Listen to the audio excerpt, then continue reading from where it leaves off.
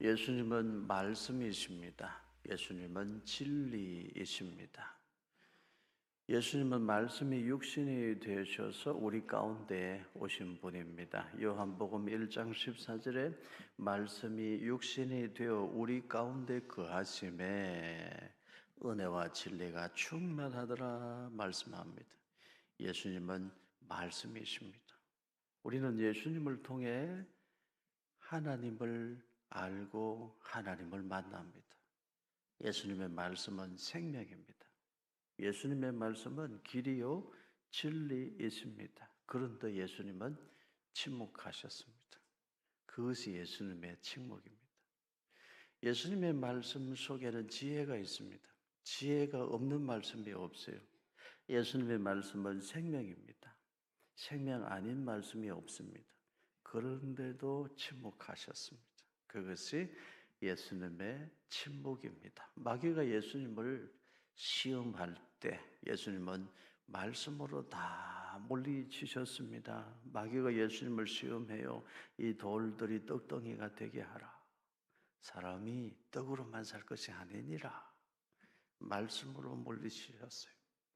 마귀가 또 예수님을 시험합니다. 이 성전 꼭대기에서 뛰어내려라. 너의 능력을 나타내 보여라. 예수님 말씀으로 물리치십니다. 하나님을 시험하지 말라.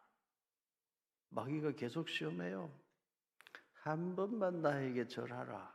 천하 모든 영광을 너에게 주리라. 예수님은 또 말씀 한마디로 물리치십니다. 하나님께 경배하고 하나님만 섬기라.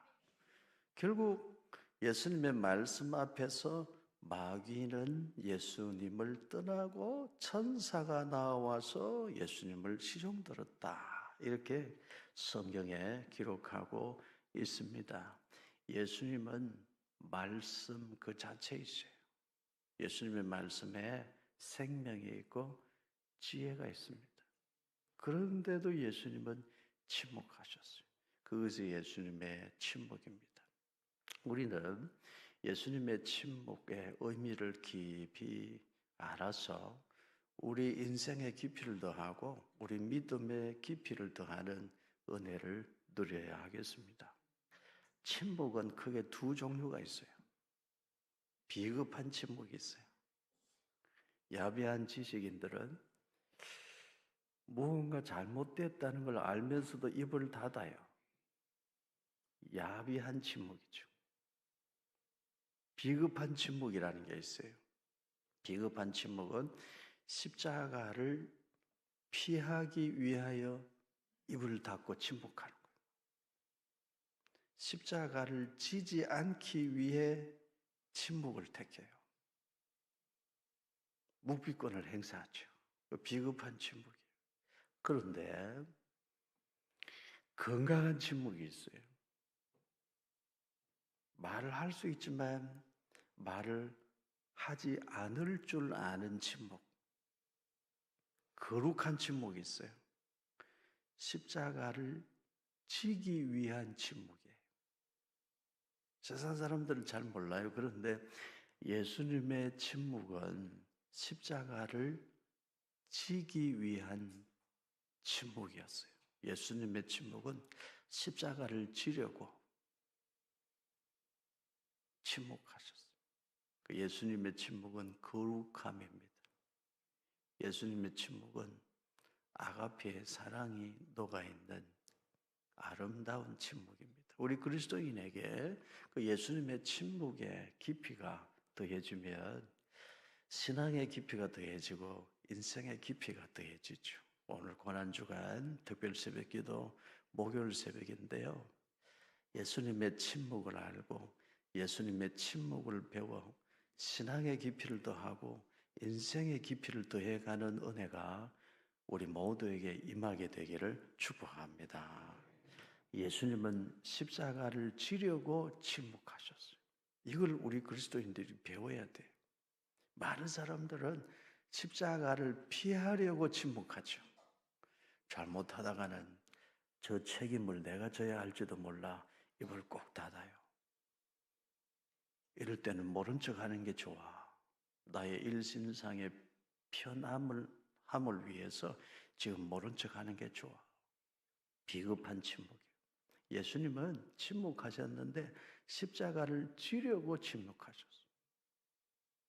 예수님의 침묵은 하나님의 뜻을 이루기 위하여 반드시 십자가를 지겠다는 강력한 의지의 표현이었어요.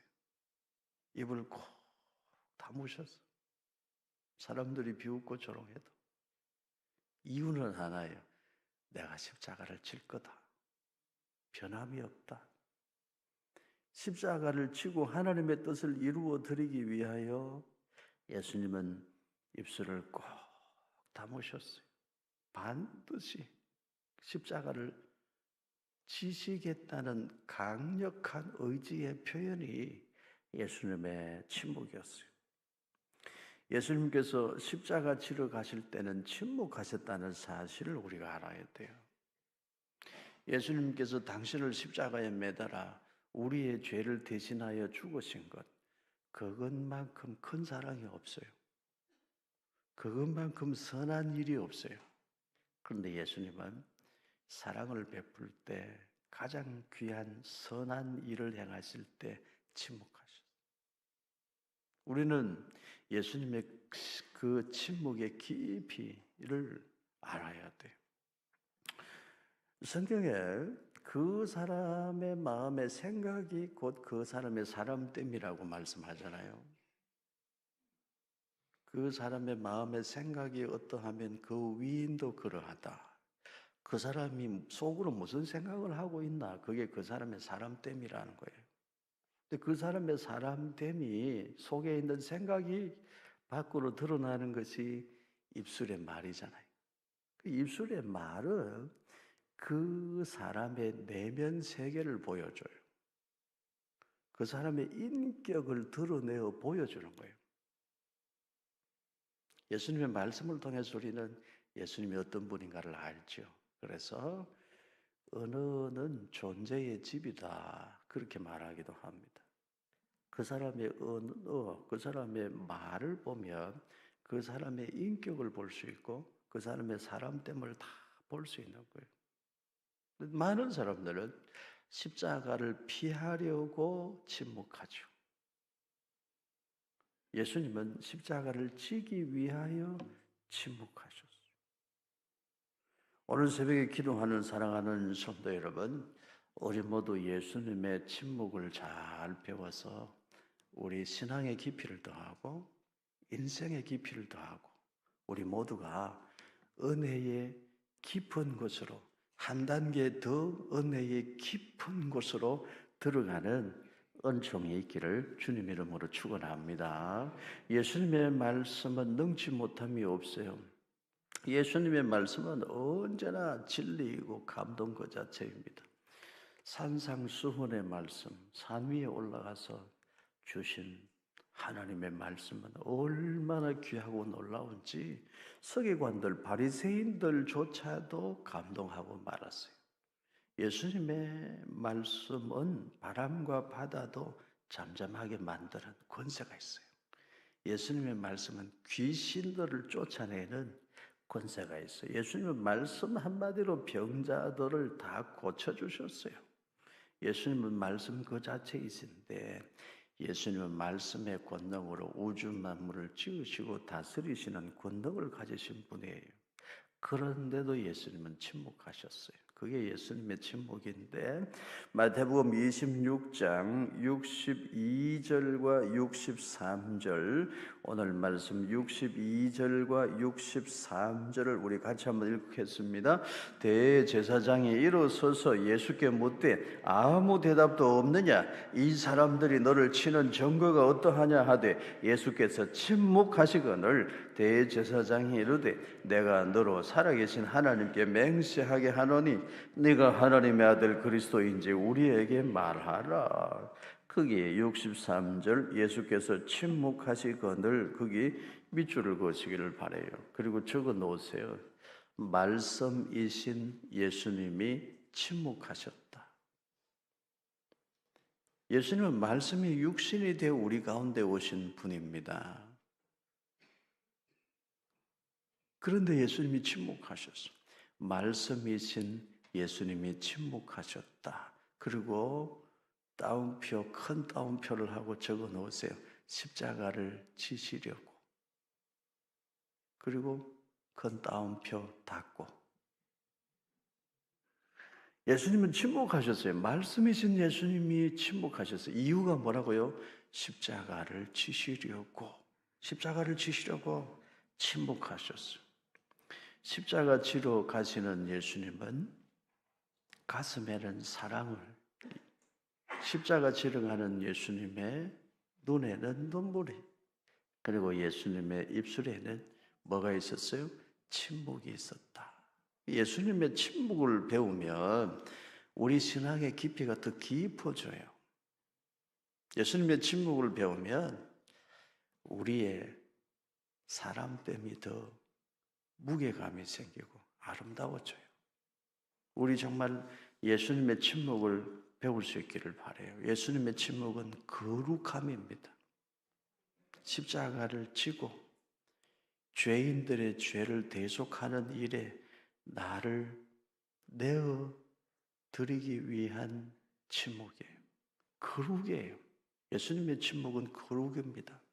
사람들이 비웃고 조롱할 때 예수님은 침묵하셨어요. 십자가를 받아들이신 거예요. 거기서부터 예수님은 이미 십자가를 지셨어요. 사람들이 비웃고 조롱하고, 그래도 예수님은 침묵하셨어요. 채찍이 맞으실 때도 침묵하셨어요. 그런데 여러분, 예수님은 침묵만 하신 것은 아니에요. 마태복음 26장 64절과 65절을 찾아서 64절, 65절을 우리 같이 읽습니다. 예수께서 이르시되 네가 말하였느니라. 그러나 내가 너희에게 이르노니 이후에 인자가 권능의 우편에 앉아있는 것과 하늘 구름을 타고 오는 것을 너희가 보리라 하시니 이에 대제사장이 자기 옷을 찢으며 이르되 그가 신성 모독하는 말을 하였으니 어찌 더 정인을 요구하리요. 보라, 너희가 지금 이 신성 모독하는 말을 들었도다. 예수님은 침묵만 하신 게 아니고 말씀을 하셨어요. 언제 예수님이 말씀하셨나요? 예수님이 침묵하고 아무 말씀 안 하시니까 대제사장이 자꾸 다그쳐 묻습니다. 네가 진실로 하나님의 아들이냐? 네가 정말 그리스도냐? 왜 예수님께 그렇게 다그쳐 물어요?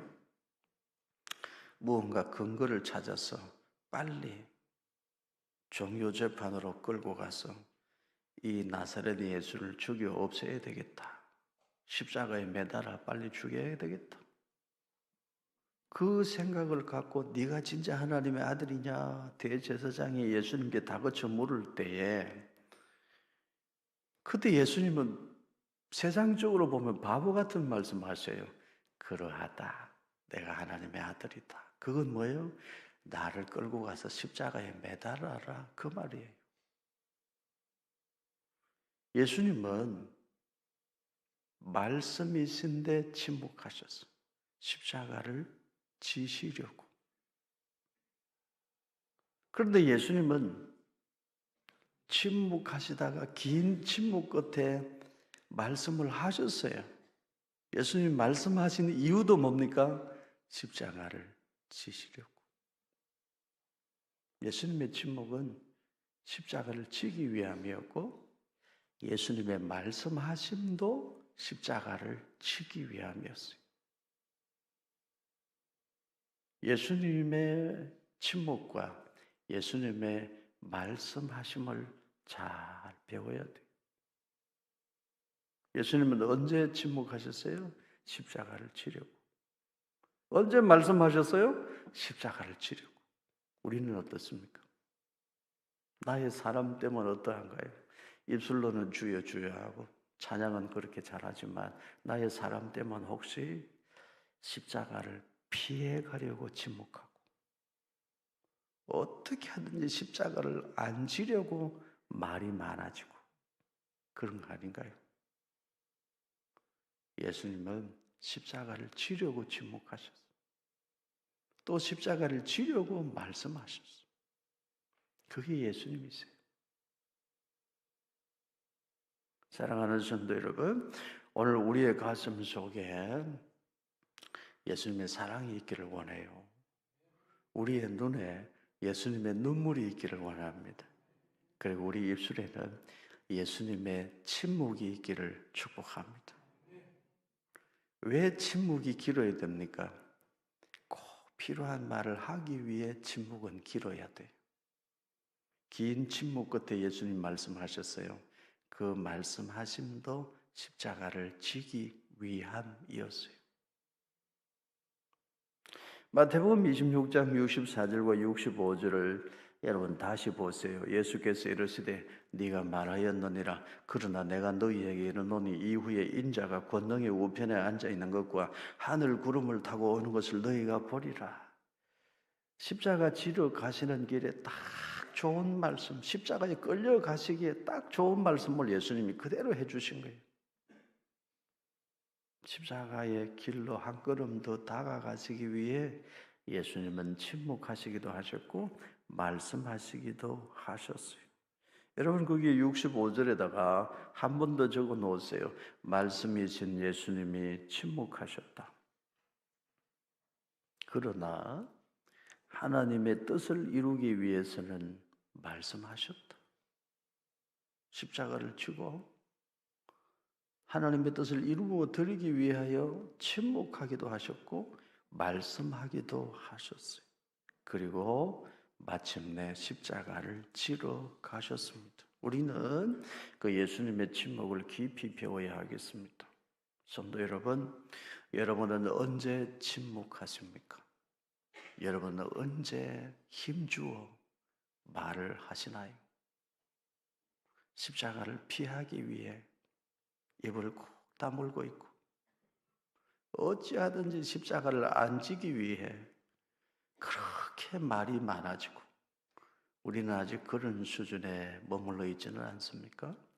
예수님은 십자가를 지시려고 끝까지 침묵하시다가 한마디 말씀하시는데 그 말씀하심도 십자가를 지기 위한 말씀이었습니다. 사랑하는 성도 여러분, 오늘 우리 입술에 침묵이 있기를 바라고 우리 입술에 십자가를 지고자 하는 입술의 말도 우리 입술에 채워지기를 주님의 이름으로 축원합니다. 예수님이 십자가에 달리신 건 가장 큰 사랑이에요. 가장 선한 일이에요. 가장 큰 사랑을 베풀 때 예수님은 침묵하셨어요. 가장 선한 일 하실 때 예수님은 침묵하셨어요. 오늘 우리는 어때요? 조금 선한 일 하면 말하고 싶었어. 자랑하고 싶었어. 우리는 그렇지 않나요? 십자가를 누군가 져야 할 때 모른 척하고 입 콕 다물고 있지 않나요? 이제 우리의 삶이 예수님처럼 말해야 할 때 말할 줄 알고 침묵해야 할 때 침묵할 줄 아는 십자가를 지기 위하여 침묵할 줄도 알고 십자가를 지기 위하여 말할 줄도 아는 예수님을 좀 더 많이 닮아가는 하나님 나라 백성들 될 수 있기를 예수님 이름으로 축원합니다. 그 사람의 생각이 곧 그 사람의 사람됨이요. 그 속에 있는 그 사람의 사람됨, 생각이 밖으로 드러나는 것이 입술의 말이요. 그 사람의 말은 그 사람의 사람됨과 그 사람의 인격을 보여줘요. 오늘 새벽에는 특별히 우리의 언어 습관을 돌아보고 평소에 나의 입술에는 어떤 말이 많은가? 나는 언제 입을 닫고 침묵하는가? 묵상하는 중에 우리가 예수님의 침묵과 예수님의 말씀하심을 더 배워서 진실로 저도 여러분도 한 단계 더 깊은 은혜의 자리로 들어가는 축복이 있기를 주님 이름으로 축원합니다.